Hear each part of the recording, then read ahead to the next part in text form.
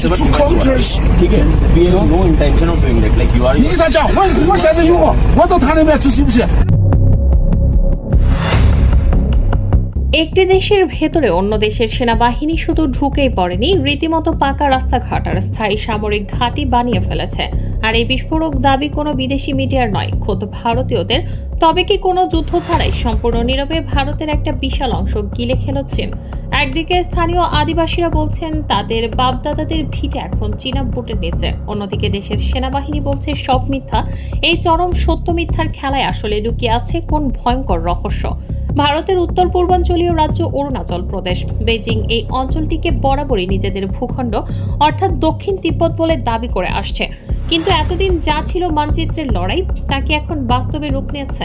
অরুণাচলের আপার সুবনশিরি জেলার সীমান্তবর্তী অঞ্চল থেকে সম্প্রতি এমন এক খবর সামনে এসেছে যা ভারতের দিল্লির মসনদ পর্যন্ত কাঁপিয়ে দিয়েছে। খবরটি প্রথম সামনে আনে ভারতের প্রভাবশালী সংবাদ মাধ্যম টাইমস অব ইন্ডিয়া এবং আনন্দবাজার পত্রিকা।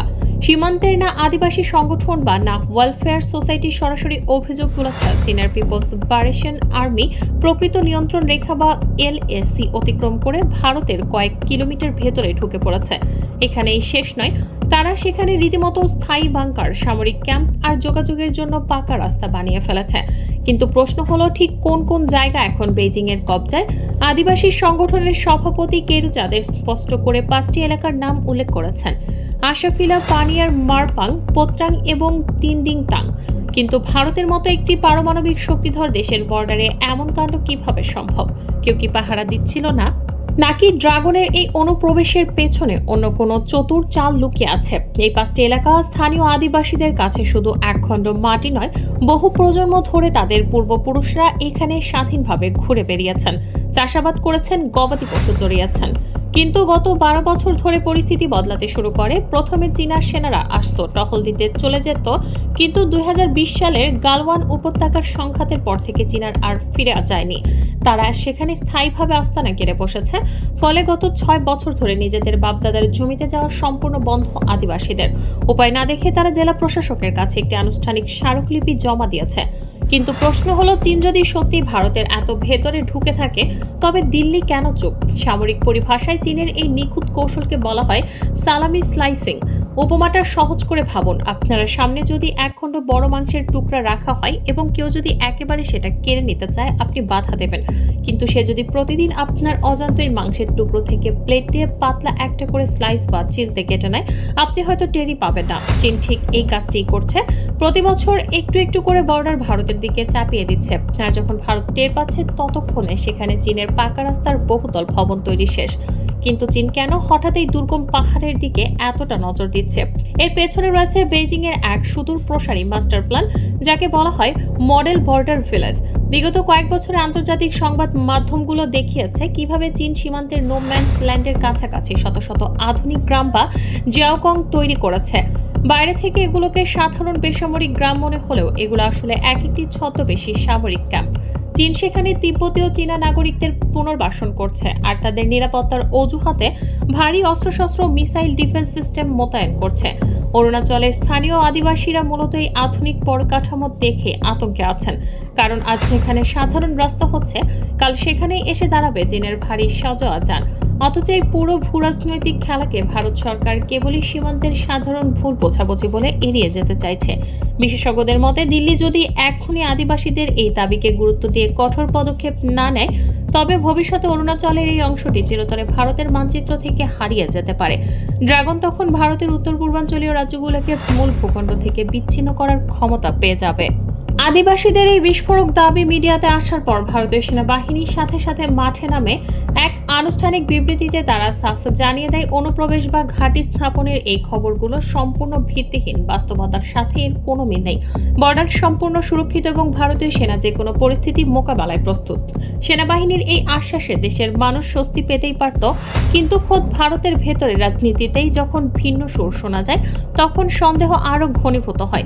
স্থানীয় বিধায়ক নাকাপ নালো এই ঘটনায় গভীর উদ্বেগ প্রকাশ করে একহাত নিয়েছেন। তিনি প্রশ্ন তুলেছেন, এটি জাতীয় নিরাপত্তার মতো স্পর্শকাতর বিষয়।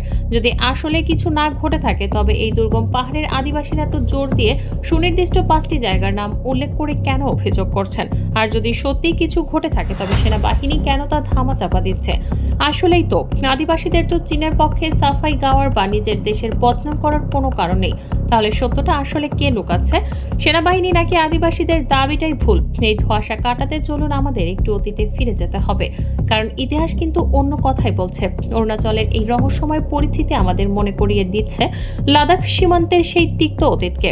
মনে আছে কয়েক বছর আগের কথা, লাদাখের স্থানীয় পশুপালকরাও ঠিক একইভাবে ক্যামেরার সামনে দাঁড়িয়ে কেঁদেছিলেন। তারা বলেছিলেন চীনা সেনারা ভারতীয় ভূখণ্ডে ঢুকে তাদের পশু চড়াতে বাধা দিচ্ছে, জমি দখল করছে। তখনও ভারত সরকার এবং সেনাবাহিনীর শীর্ষ মহল থেকে প্রতিনিয়ত বলা হচ্ছিল ভারতের 1 ইঞ্চি জমিও চীনের দখলে যায়নি।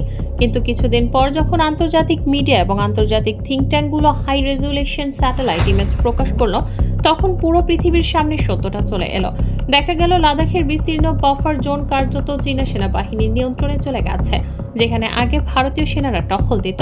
এখন প্রশ্ন হচ্ছে, অরুণাচল প্রদেশের ক্ষেত্রেও কি আমরা সেই একই ইতিহাসের পুনরাবৃত্তি দেখতে যাচ্ছি? লাদাখের মতো অরুণাচলেও কি নিজেদের আন্তর্জাতিক মুখ বাঁচাতে এবং পলিটিক্যাল ব্যর্থতা ঢাকতে সত্যি গোপন করা হচ্ছে? দিন শেষে বর্ডারের আসল অবস্থা দিল্লির শীতাতপ নিয়ন্ত্রিত ঘরে বসে থাকা বাবুদের চেয়ে সেই দুর্গম পাহাড়ের আদিবাসীরা ভালো জানেন। যারা বংশ পরম্পরায় সেখানে বাস করছেন, তাদের চোখে পড়া চীনের এই বিশাল অবকাঠামো কি কেবলই তাদের মনের ভুল বা কল্পনা হতে পারে? বর্তমানে অরুণাচল সীমান্তের পরিস্থিতি এক চরম জটিল সমীকরণে দাঁড়িয়ে আছে। একদিকে ভারত সরকার এই অভিযোগগুলোকে সরকারিভাবে অস্বীকার করে হয়তো কোনো নিরপেক্ষ তদন্তের পথ খুঁজছে, অন্যদিকে আন্তর্জাতিক মহলও তীক্ষ্ণ নজর রাখছে ড্রাগনের এই নিঃশব্দ আগ্রাসনের দিকে। যদি আদিবাসীদের এই দাবি বিন্দুমাত্র সত্য হয় তবে তা ভারত চীন সম্পর্ককে এক ভয়ঙ্কর যুদ্ধের দিকে ঠেলে দিতে পারে। আর যদি দাবি মিথ্যা হয় তবে প্রশ্ন থেকে যায়, কেন একটি আদিবাসী সংগঠন নিজের দেশের সরকারের বিরুদ্ধে এমন ভয়ঙ্কর জাতীয় নিরাপত্তার অভিযোগ তুলবে? সীমান্তের এই নীরব লড়াই আসলে কে জিতছে আর কে হারছে তার উত্তর হয়তো সময় দেবে। তবে বেজিং এর ড্রাগন যে ভারতের ঘাড়ের উপর গরম নিঃশ্বাস ফেলছে তার বলার অপেক্ষা রাখে না। দর্শক, আপনার কি মনে হয় লাদাখের মতো অরুণাচলেও কি ভারত সত্য গোপন করছে, নাকি এটি চীনের কোনো মনস্তাত্ত্বিক যুদ্ধ? আপনার মূল্যবান মতামত নিচে কমেন্ট করে জানান। দেশ বিদেশের এমন রোমাঞ্চকর এবং গভীর ভূরাজনৈতিক বিশ্লেষণ পেতে চ্যানেলটি এখনই সাবস্ক্রাইব করে বেল আইকনটি চেপে রাখুন। দেখা হচ্ছে পরবর্তী ভিডিওতে। ধন্যবাদ।